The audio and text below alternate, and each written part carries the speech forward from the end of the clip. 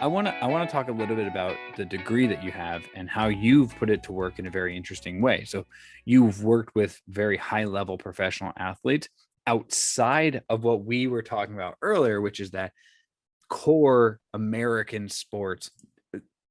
It's changing, right? Skateboarding was Yeah. just in the Olympics, but now what was it like to work with, someone like Elliot Sloan, a professional skateboarder who you traditionally wouldn't see them hmm looking at nutrition and how it could help them become a better athlete? We were talking to Aaron Jaws Hamoki, who had told us about the culture of being in skateboarding, where it was about partying and smoking cigarettes and being all Yeah. part of the gnarly, where working with someone like Elliot, how did he come to you, or how did you guys find each other, and how did you translate nutrition to that sport? Yeah. Yeah. And was your first thing, was it like nutrition for skateboarders? Like you just like less than a pack of cigarettes a day? We'll start with that. How did we start? No, Well, but really, that yeah, is a yeah. good place to start.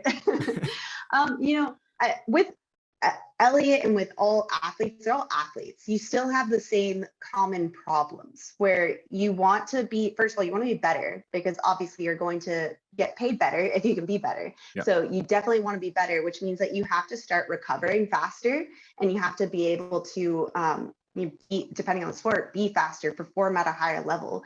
And so recovering faster is a really big one for why a lot of athletes will come to me because they just can't, they'll feel like, can I curse?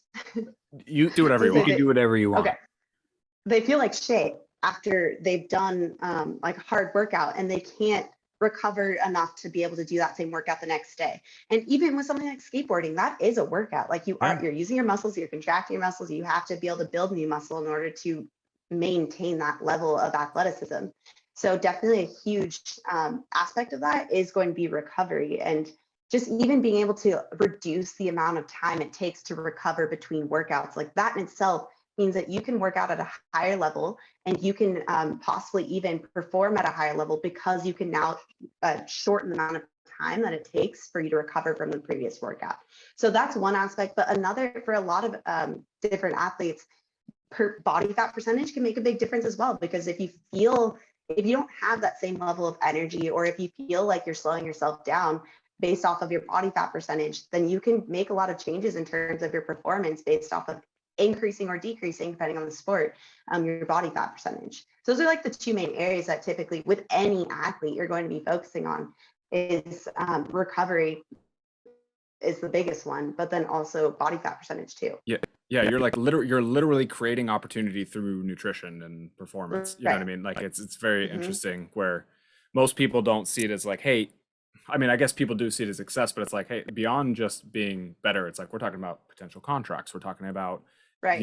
more, whatever visibility that you need to get you to the upper echelon of whatever sport you might be in, regardless of Yeah. what it is. It's like it is opportunity through nutrition. Like you're gonna be better. You're gonna be more marketable. You're gonna be a better figure because of this nutritional value and kind of the education process too. Yeah. Or And I even think that's just the the funny piece. difference It's the of like, education.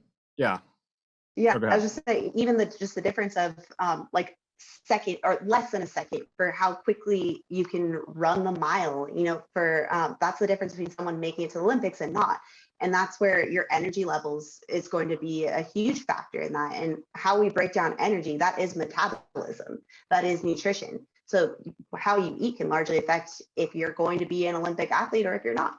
Oh, a second is equivalent to a mile in the 100 freestyle. Exactly. Like my wife just saw this exactly happen in the Olympics, right? Like, you see someone make it back to the semifinals in the top 16 of the Olympics, and she's like, "Oh, that guy's 16th." I'm like, "That guy has a freaking chance." And all these Yeah. little things can go into it. And so one thing I heard you say back there was like, which ties back to all the videos you've created. You talk a lot about like the science behind things we've said. And when you say something, oh, if you have this, it helps to reduce inflammation. So those little things, I never thought about it with skateboarding. Like you're putting a beating on your body every day, especially with what Elliot was doing with, what's it called? The big air or, large Yeah. ramps, something like that. Oh my God, I'm brain farting right now. But so he's doing that, and you're putting a beating on yourself. So if you can have food that treats your body well, helps you recover faster and reduces Mm-hmm. inflammation, that could reduce potentially your use of Advil and Tylenol and things like that, which would harm your body. And so that Yeah. makes total sense. And I never ever thought of it that way, which is awesome. And thank you for like opening my eyes there, because that's really cool, because it really does make man, it's so simple yet brilliant, right? Well, yeah, especially for someone where it's their career, and their career is to be the best. Like, they aren't just casual skateboarders Yeah. who are, just down at the Livelihood. local skate park. Yeah, exactly. Like, it's their livelihood. Like, they need to be better than everyone else. And not everyone is going to take their nutrition seriously, but those who do are the ones who are going to be better. Like, LeBron spent like what, $1 million or something like that on his whole health routine. Nutrition is a huge component of that too. Well,